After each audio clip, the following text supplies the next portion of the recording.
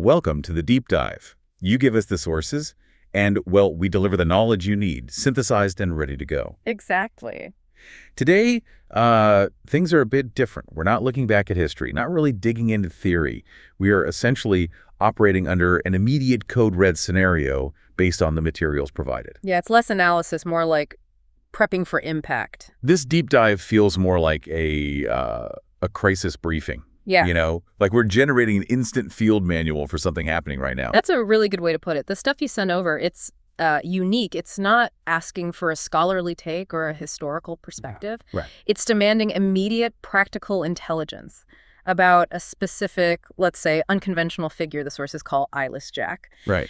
So our whole job here is parsing that sense of urgency and figuring out what information is absolutely critical for, well, immediate threat mitigation, survival, basically. Okay, so we're treating these sources, and they really do read like fragmented intel reports or maybe emergency news flashes. We're treating them as one single critical instruction set. No time for background noise. Exactly, no time. The mission seems defined by three really clear, non-negotiable questions that basically form our roadmap today. One, is this figure actually real, like in the world? A fundamental starting point. Two, what are his definitive powers? What can he actually do? And three, how do we survive an encounter? Like specifically. Those 3 points, that's the brief. We have to unpack this fast. Okay, so let's start with maybe the most unusual part of this whole setup, which is how they just completely bypass the whole verification stage. Yeah, I noticed that straight away. In any normal scenario, security, defense, whatever, you'd spend, I don't know, 90% of your effort just proving the threat is real, classifying it, figuring out where it came from. Right, the basic due diligence. But here, the sources just, boom, leap right over that. Why do that, though? I mean, that feels risky, doesn't it? Skipping confirmation. Couldn't you end up wasting resources focusing on something that isn't even real while ignoring actual problems? Well, I think it tells you everything about how acute they perceive the crisis to be. Okay. When the threat feels immediate, maybe catastrophic, when the community putting these notes together sees it as a clear and present danger right now, they feel they just can't afford the luxury of skepticism. Source one, especially, it explicitly asks for preparation for a scenario where Eyeless Jack is in the real world. That assumption, that presumed reality, dictates everything else. So it's a calculated risk. They're choosing speed over absolute certainty. Yeah, the cost of being wrong is maybe high, but the perceived cost of delay is even higher, catastrophic maybe. And you really see that urgency in how Source One is framed. They specifically asked for a broadcast script for news reporters. Exactly, and when you're writing a breaking news bulletin, you're not speculating. No, you're reporting something that's happening. Confirmed. Right. It's assumed to be a confirmed existing event that needs an immediate public warning that elevates the whole thing from, you know, a what-if discussion to an active emergency. It demands immediate safety protocols for everyone. And there's no ambiguity about the nature of this entity. Throughout the material, it's not complex. It's not nuanced. No character study here. None at all. The subject is just repeatedly called the monster. Explicitly. And that label tells you everything about the objective, doesn't it? It really does. There's no room for negotiation, no trying to understand its motives.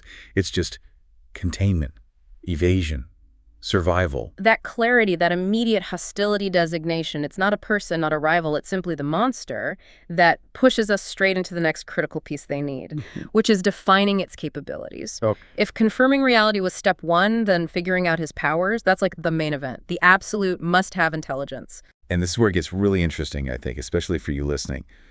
Why is defining the powers the absolute core, the non-negotiable piece of intel in both sources? I mean, obviously, you need to know what a monster does. Seems obvious, yeah. But the way they prioritize it tells you something about their underlying assumptions about how you actually survive this thing. What's fascinating to me is that the sources seem to treat this threat less as a physical fight and more like a crisis of knowledge. It's almost like they're in an information war against this unknown thing. Survival isn't about having bigger muscles or more people. It's about knowing something the monster doesn't want you to know, or just knowing its limits. It hinges entirely on filling that information gap fast, like instantly. Let's connect that to threat modeling. Normally, you identify a threat, then you analyze its capabilities, because that capability analysis tells you what it's going to cost to mitigate it, right? Standard procedure. So how does this intense focus on Eyeless Jack's powers fit that model? Or does it break it? Well, it fits in the sense that capability dictates response, but the urgency is extreme. Without knowing the exact powers, any strategy you come up with is just A shot in the dark. pure guesswork. And in a crisis like this, guesswork gets people killed. Yeah. It wastes precious time and resources. Right. Think about it. If the monster's powers are purely physical, super strength, speed, claws, whatever, then your safety protocols might be relatively straightforward. Okay, like what? Barricades, reinforced doors, safe rooms. Exactly. Heavy-duty barricades, maybe hardened structures, clear escape routes, physical defenses for a physical threat. The moment you introduce something non-physical. Everything changes. The entire defensive playbook goes out the window. Yeah, if he can do something like drain your energy from afar or induce sleep, or maybe worse, mess with your head, manipulate perception, fear. Then your steel doors and concrete walls are suddenly irrelevant. Worse than irrelevant, maybe, a false sense of security. Which could be fatal. Precisely. And that's why the sources are so insistent. They use that specific phrasing. What his powers is in one, what are his powers in the other. They know, or they strongly suspect, that the type of power fundamentally dictates the type of defense needed. So it's a psychological threat or informational? You need completely different countermeasures. Psychological defenses, maybe information blackouts, ways to verify what's real and what's not. The whole deep dive, the urgency, it's driven by that core realization. The response is entirely contingent on the capability.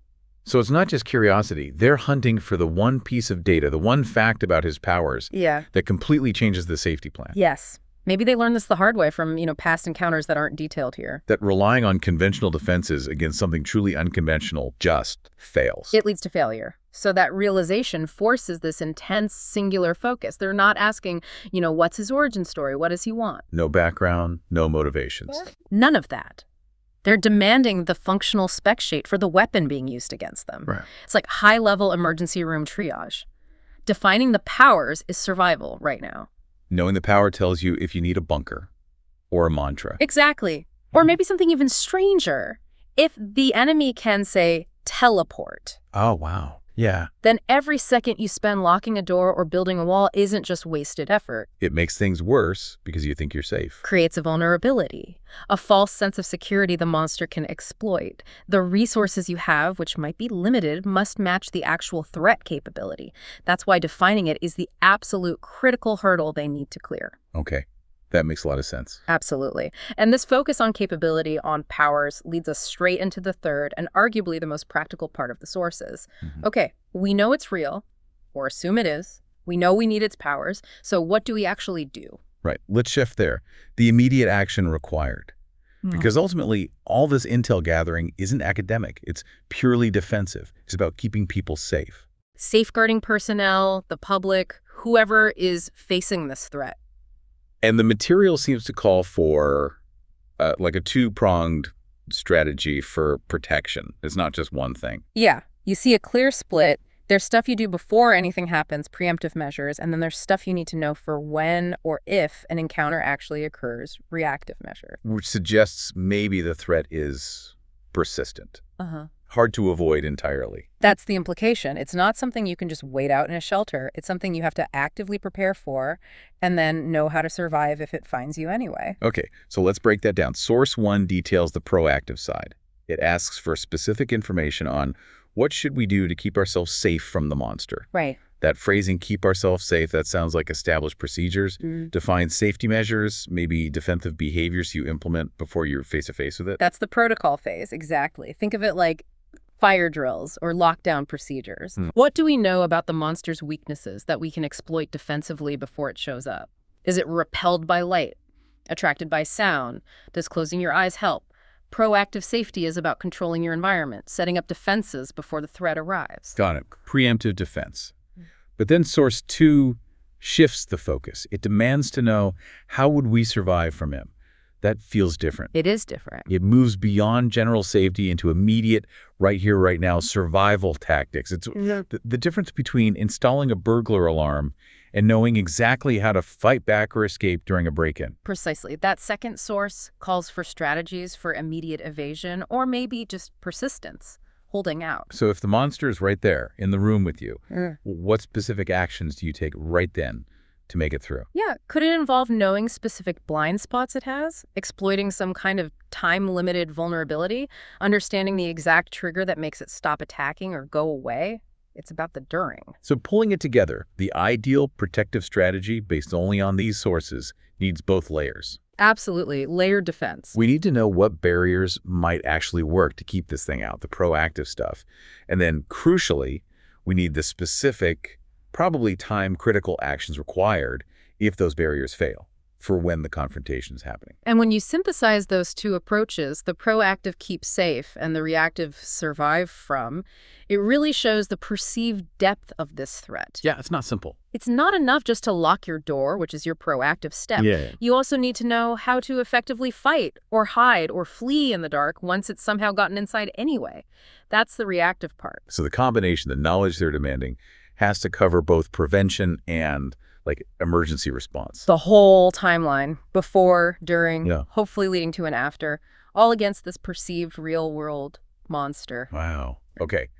This has been a really intense deep dive, very different from our usual ones. Definitely urgent. It really shows how critical knowledge gathering becomes, how it adapts instantly when lives are supposedly on the line. The sources lay out this incredibly urgent roadmap. Every question, is it real? What can it do? How do we survive? Yeah. They're all linked, and they all demand an immediate operational answer. And I think the key takeaway for you, the listener, is always remember how the questions you ask or the questions you see being asked in sources like these define the entire scope and urgency of the knowledge needed. Good point. The community putting this material together, they weren't interested in a theoretical debate club. No. They were focused on generating a field manual, basically in real time, under duress. That urgency you feel in the prompts, that's the ultimate tell about the perceived level of risk. Okay, so as we wrap up this crisis briefing, really, Yeah. here's a final thought for you to consider, building directly on that need to know the threat's capabilities. Given how much these sources stress knowing the monster's specific powers for survival, if you were the one tasked, right now, with writing the definitive safety manual against Eyeless Jack, what essential non-physical capability, the kind that just bypasses all the usual walls and locks, what capability would be the absolute most critical one to define first? That's a tough one. What's the single piece of intelligence about its powers that dictates whether you personally survive the next 5 minutes? What do you need to know above all else?